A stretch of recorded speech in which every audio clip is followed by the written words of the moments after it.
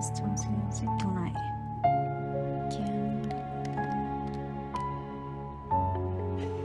තව ලක්ෂ 8යි.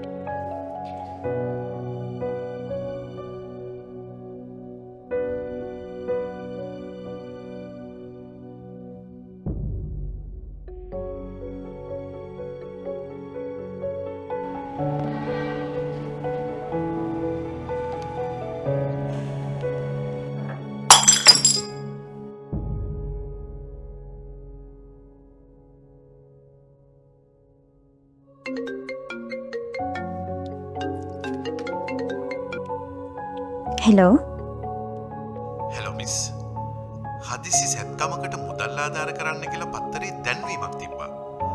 අපි මේ ඒකට රුපියල් ලක්ෂයක ආධාරයක් කරන්න කියලා. ඔව් ඒ අපේ තාත්තට. හරි මිස්. අපි දැන් සල්ලි දාන්න ඇවිත් ඉන්නේ.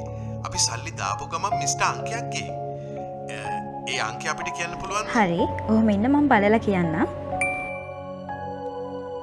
8යි 2යි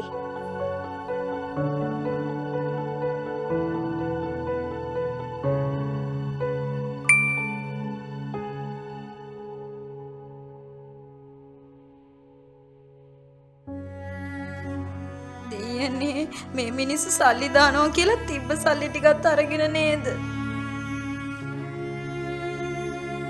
OTP අංකය නොත් ඔබ සිදු කරන ගනුදෙනුවට පමණක් අදාළව ඔබේ බැංකුව හෝ පේමන්ට් ඇප් එකක් විසින් ඔබට එවන රහස් අංකය ඔබට හැර අවශ්‍ය වන්නේ වංචාකාරයින්ට පමණයි. කිසි විටකත් එය වෙනත් පාර්ශවයකට ලබා දීමෙන් වළකින්න. දැනුවත් වන්න. මූල්‍ය වංචාවල බිල්ලක් නො